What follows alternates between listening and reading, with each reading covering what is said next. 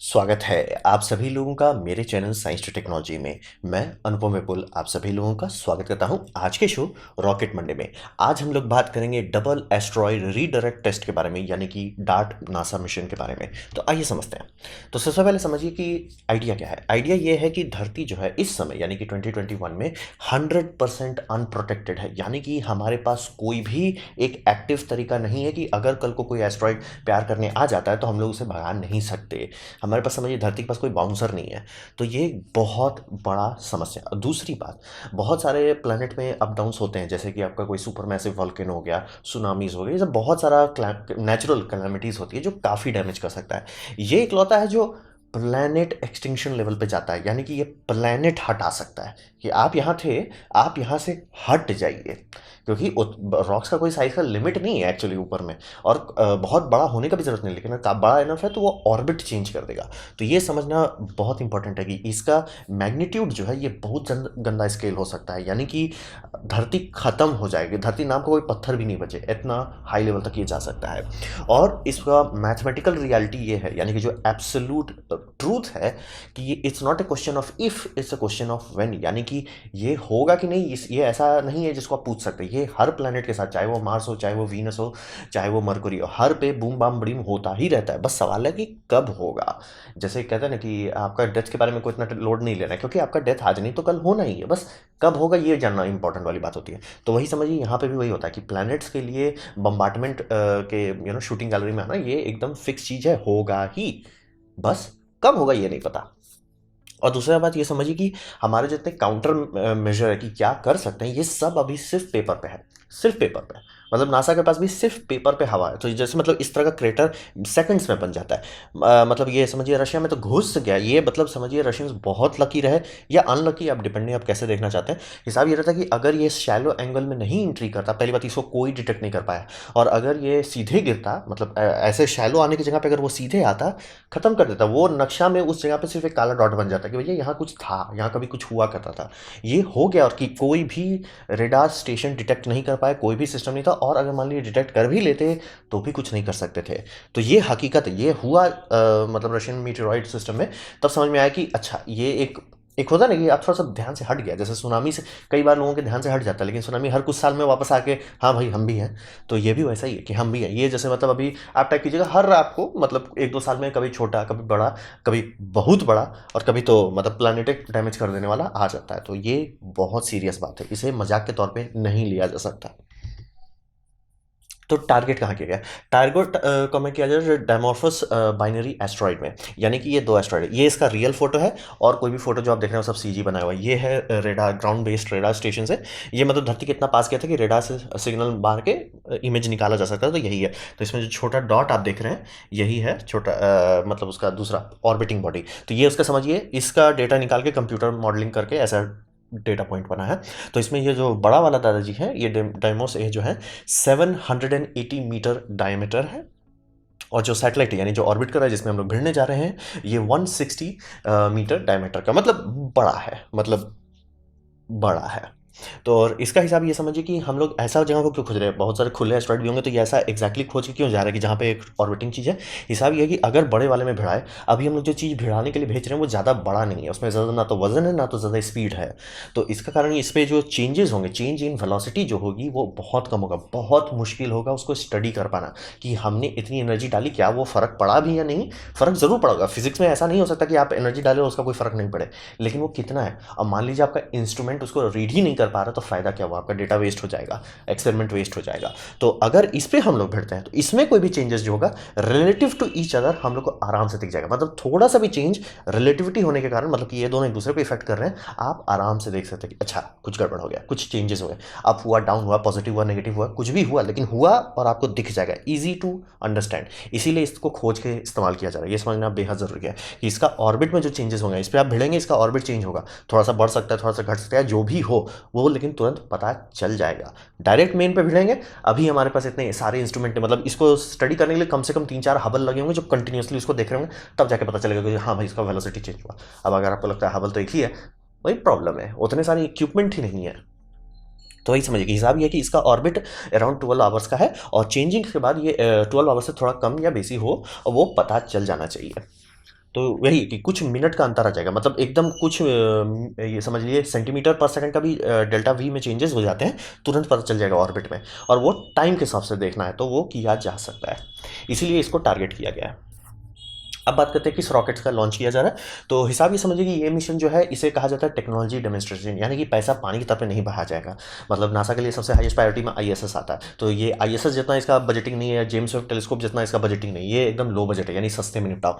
तो इनका जो मतलब ओरिजिनल प्लान था जो गवर्नमेंट को दिया गया था कि हम बिडिंग करेंगे जो कि कम बजट में करना है, कांग्रेस ने कम अलॉट किया है बजट, और नासा का भी था कि इस तरह के मिशन को जनरली लो प्रायोरिटी में रखा जाता है कि जो बिडिंग होगी उसमें कोई ऐसे सैटेलाइट प्रोवाइडर तो देगा नहीं, तो हम लोग एक जियो स्टेशनरी में कोई कम्युनिकेशन सैटेलाइट जा रहा होगा तो साइड में हम लोग शेयर राइड करके चले जाएंगे, और फिर आयन इंजन, मतलब ये सिस्टम में जो आयन इंजन है उसका इस्तेमाल करके ऑर्बिट रेस करके बाहर चले जाएंगे।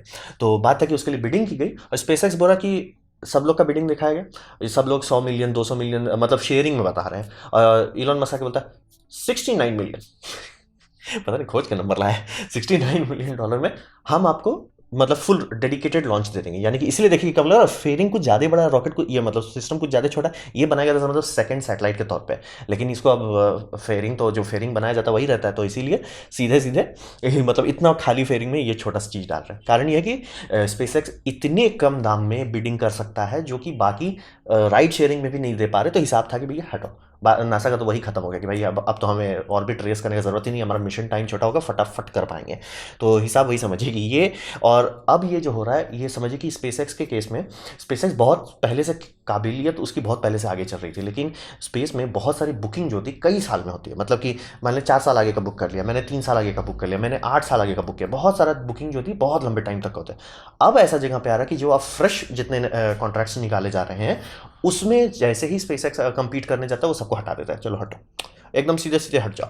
तो ये बहुत बड़ी बात है कि इस तरह का हाई प्रेस्टीज मिशन स्पेसएक्स को सीधे सीधे मिल जाना, वो भी समझिए रीयूज बूस्टर पे, ये भी नहीं नासा लगाया कि हमको आप एक क्लीन बूस्टर दो, नहीं रीयूज बूस्टर पे कर सकते हैं।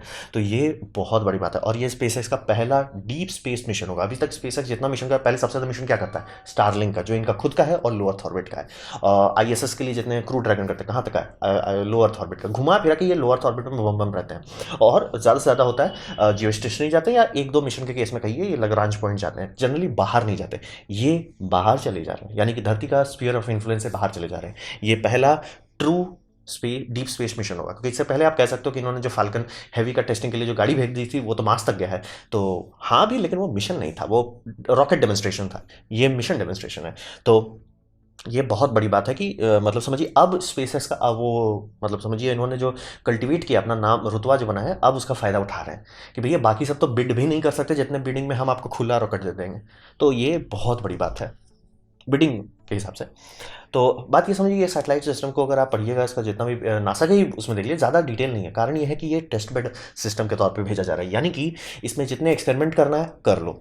मतलब नासा कभी भी कोई मेन रिस्क नहीं लेगा अपना आईएसएस के साथ या जेम्स वेब टेलीस्कोप के साथ, भले उससे अच्छी टेक्नोलॉजी हो आपके पास, लेकिन उसको टेस्ट करने के लिए वो कभी जैसे प्रायोरिटी प्रोजेक्ट्स कहा जाता है उसमें छेड़खानी नहीं करेगा। तो कुछ कुछ जगह पे छेड़खानी तो करना ही पड़ेगी ना, तभी ना आपको पता चलेगा कि कल क्या काम करेगा क्या नहीं करेगा। तो ये वही है, जैसे इसमें डार्ट को टेक्निकल डिस्क्रिप्शन है इम्पैक्टर का, यानी ये जाके भिड़ जाएगा, सीधे सीधे सीधे गया बैम से बढ़ेगा।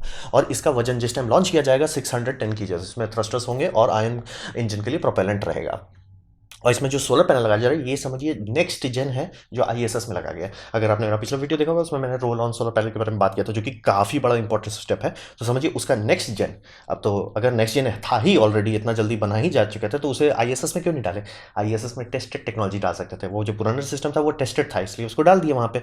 अब नेक्स्ट जेन को टेस्ट कहाँ करेंगे, तो ये मिशन में टेस्ट किया जा रहा है। ऐसे बहुत सारे मिशन होते हैं कि हम ऐसा करना चाहते हैं, अच्छा ठीक है कोई एक लो प्रायोरिटी मिशन लो जिसमें आप रिस्क ले सकते हो। तो ये जो ह्यूज सोलर पैनल डाल रहा है इसका सेल्स बहुत एफिशिएंट है, और प्लस सेल में कई कई जगह पे ऐसे रिफ्लेक्टर दिया गया है। तिगड़म ये है कि ये रिफ्लेक्टर से वो चेक करना चाहते हैं कि रिफ्लेक्टर लगा के हाई इफिशिएंसी सेल डालने से ज़्यादा फायदा है कि ज़्यादा सेल डालने से, क्योंकि दोनों का फायदा नुकसान है। एक ये मतलब रिफ्लेक्टर डालना इनके मैथमेटिकली ये कह रहा है कि इनका वजन कम हो जाएगा, लेकिन ये होता ना कि कंप्यूटर में क्लेम करना वर्सेस कि नहीं मैंने अंतरिक्ष में डाला, अंतरिक्ष में एक्चुअली वो चेक करके देख के बता रहा हूँ। तो इसीलिए ये टेस्टिंग हो रहा है। ये आपको ऐसे बहुत सारी जगह पे छोटे छोटे फ्लैप्स दिखेंगे, और ये सब सेल का अलग से डेटा कलेक्ट किया जाएगा कि क्या ये सेल ज़्यादा एनर्जी देते हैं। अगर वैसा है तो आने वाले टाइम में इसे ही ज़्यादा इस्तेमाल किया जाएगा।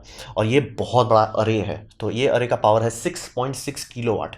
यानी मतलब सोचिए घर जला दे, मतलब बम बम साइज का सोलर एनर्जी है। और जो नेक्स्ट आयन इंजन है उसका नाम ही नेक्स्ट है, ये समझिए ये भी 3.5 किलोवाट फ्री का खा जाएगा, मतलब काफ़ी हाई एनर्जी। और इसका टेस्टिंग कई हज़ार घंटे की है, मतलब 5 साल तक कंटिन्यूस टेस्ट किया गया था, क्योंकि आयन इंजन समझिए बहुत कमज़ोर होता है। मतलब अगर मेरे हाथ पे कोई आयन इंजन रख देता हम ऐसे रख सकते हैं, कोई फ़र्क नहीं पड़ा, थक के भले हाथ नीचे कर देंगे लेकिन कोई फ़र्क नहीं पड़ा। लेकिन आयन इंजन का फ़ायदा ये है कि उसे बहुत सालों तक चलाया जा सकता है। तो वही नासा टेस्टिंग कर रहा था कि ये बहुत हाई एनर्जी पे है और वोल्टेज थोड़ा कम है, तो यानी कि जो इसके मतलब इलेक्ट्रोड्स हैं वो इरोड धीरे धीरे होंगे, तो यानी कि लंबे समय तक चला सकते हैं, खुद ब खुद सेल्फ डिस्ट्रक्ट नहीं होगा।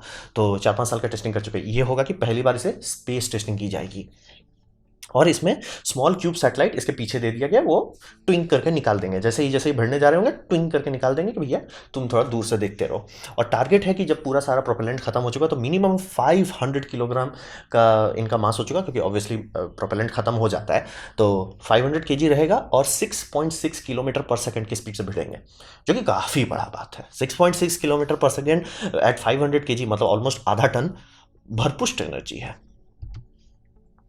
तो बात करते हैं उम्मीद क्या है। उम्मीद ये है कि ये रियल वर्ल्ड डेटा हमारे पास कुछ नहीं है, जैसे कि पिक्चर में आप देख लेते हो कि अच्छा नासा ये करेगा ऐसे करेगा, वैसे कुछ नहीं है, कुछ भी नहीं है हमारे पास कि अच्छा एक एस्ट्रॉइड डिटेक्ट हो गया क्या करें, अच्छा सोचो कि अब क्या करना है। तो ये मतलब समझिए नासा एक प्रीएम्प्टिव स्टेप ले रहा है कि अच्छा हम उसका पाइपलाइन तो बना लेते हैं ना, कि अच्छा अगर कल को पकड़ाता है तो क्या क्या करेंगे। तो जितनी बार इस तरह के स्टेप्स करेंगे, जितनी बार रिहर्सल होगा, उतना वो प्रिपेयर रहेंगे। तो ये रियल वर्ल्ड का है कि हम कैसे कितना टाइम के अंदर स्पेस मिशन बना सकते हैं, कितना टाइम के अंदर डिटेक्ट कर सकते हैं, कितना टाइम के अंदर लॉन्च कर सकते हैं, सारा चीज़ का डेटा रियल वर्ल्ड में, मतलब एक हकीकत में करके देखना चाहते हैं। प्लस एनर्जी कपलिंग इफिशिएंसी एक बहुत तिगड़ा वाला बात है, यानी कि ये जो डायमोस है और इसका डायमॉर्फस पे जिसमें हम लोग भिड़ रहे हैं, हम लोग का हिसाब ये है कि ये इसका ऑर्बिट ऐसे चल रहा है, हम लोग भिड़े धड़ाक से, स्पीड कम हो गया, ऑर्बिट छोटा हो जाएगा, ठीक है।